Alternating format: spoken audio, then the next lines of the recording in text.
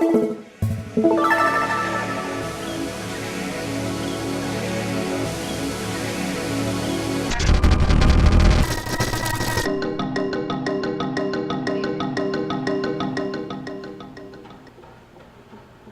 afternoon, in this room, from this stage, I testified before the National Council and the grand jury. I answered questions about my private life, questions that no American citizen would ever want to answer.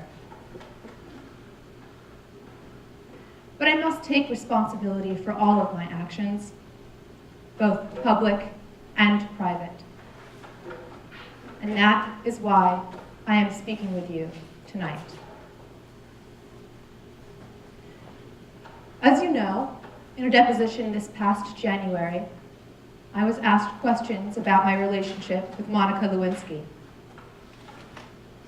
While my answers were legally accurate, I did not volunteer information. Indeed, I did have a relationship with Miss Lewinsky that was not appropriate. In fact, it was wrong. It constituted a critical lapse in judgment and a personal failure on my part, for which I am wholly and solely responsible.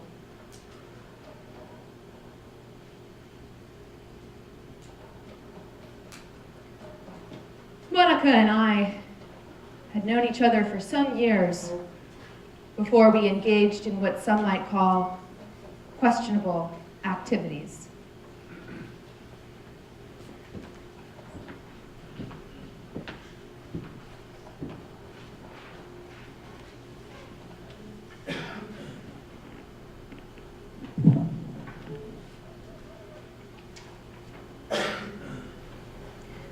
I was driving back to Fort Davis after a late night with Arsenio.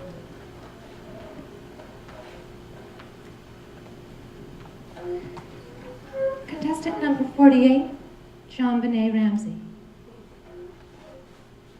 Her parents are Bill and Patsy Clinton from Boulder, Colorado. She is 27 years old with blonde hair and green eyes. She is 27 years old.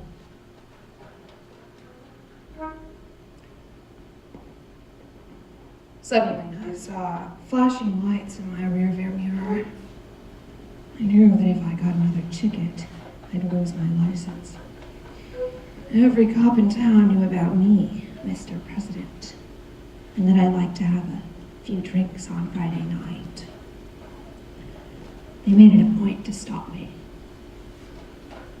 Most of the time I was under the limit, but I have been over too many times as well. I had a plan, though. They wouldn't get me tonight. Most guys in my situation would try to make a run for it, but you can't outrun the speed of light. I reached into the lockbox of my Lexus and pulled out the latex mask by its glossy black hair. I quickly pulled it on, loving the feel of the soft, smooth plastic against my skin. I pulled onto the shoulder and waited. As I rolled down the window, I caught a glimpse of my porcelain complexion in the glass. The cop was writing something in his pad and without looking up, said, "Mr. Ramsey, if you'd like your daughter to see 1997, listen carefully." I cleared my throat delicately and I said, "Excuse me, sir, did I do something wrong?" The cop gave a start and blushed as he saw the pretty brunette sitting in the driver's seat, winking up at him with her big dark eyes and full red lips.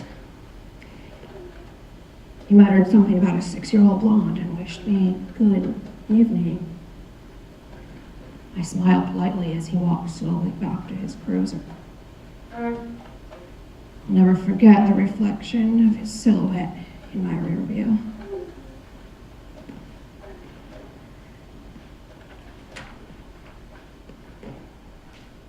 That was the first time that I spent time as Monica outside of a professional capacity.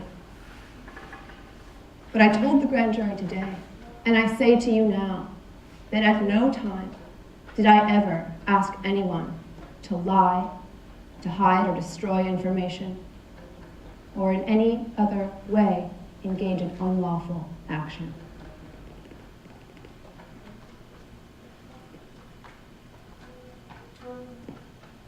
I know that my public comments and my silence about this matter gave a false impression.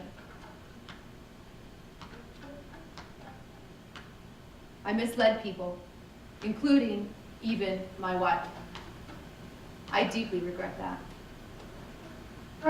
I can only tell you that I was motivated by many factors.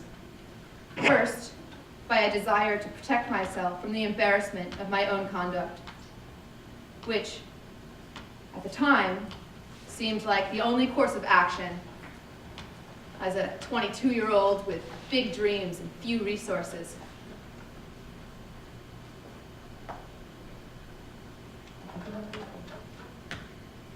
I was 22. I had been looking for work for months.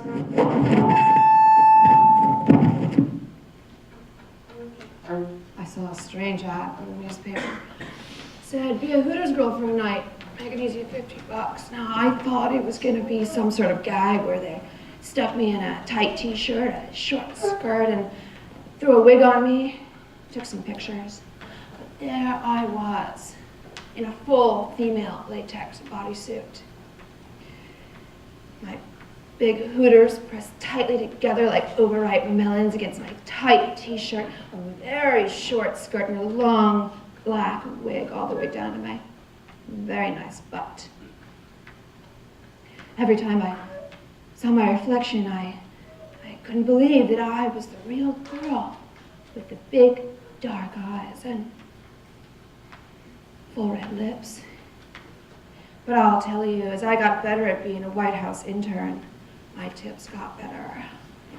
I'll never forget as I counted my money that night, once, twice, 3 times, and then asked my coworker, Jennifer, if she needed any shifts covered.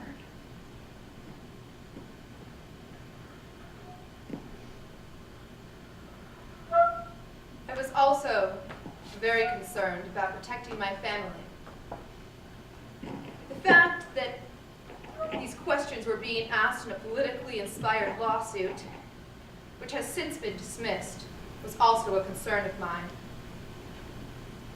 In addition, I had real and serious concerns about an independent counsel investigation that began with private business dealings, also known as the North American Free Trade Agreement, over 20 years ago. Dealings, I might add, about which an independent federal agency found no evidence by either me or my wife.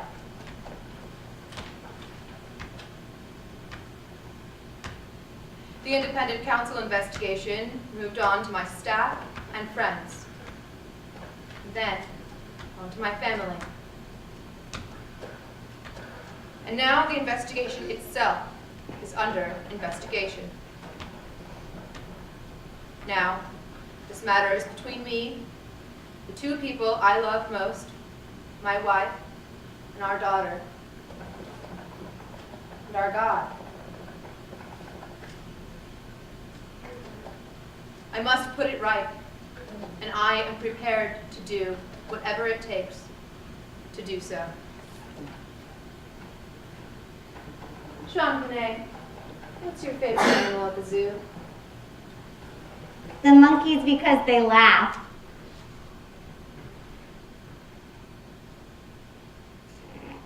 Nothing is more important to me personally, but it is private, and I intend to reclaim my family life for my family.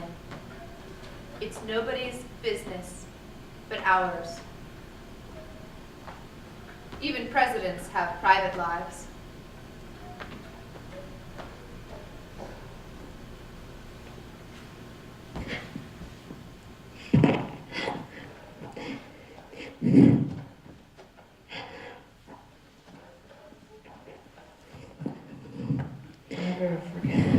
I snuck into Monica's bedroom. She looked so peaceful there against the pillows, and I just couldn't bear to wake her up.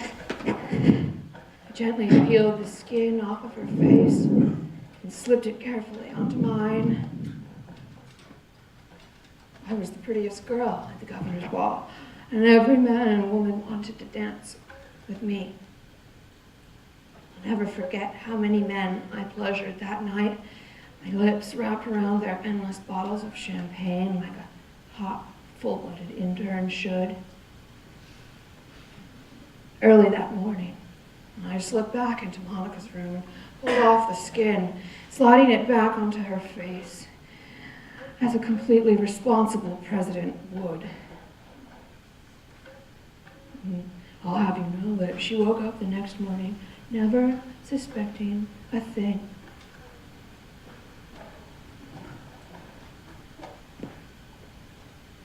It's nights like that that make it clear that it is time to stop the pursuit of presidential destruction and the prying into private lives and get on with our national life. Our country has been distracted for too long, and I take my responsibility for my part in all of this. That is all I can do.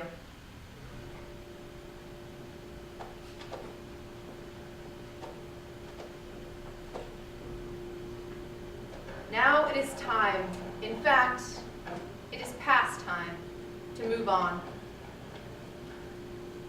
We have important work to do. New opportunities to seize, new problems to solve, new security matters to face. And so tonight, I urge you to look past the spectacle, past 7 months, to repair the fabric of our national discourse, and to return our attention to all of the challenges and all of the promise of the next American century. Thank you for watching, and good night.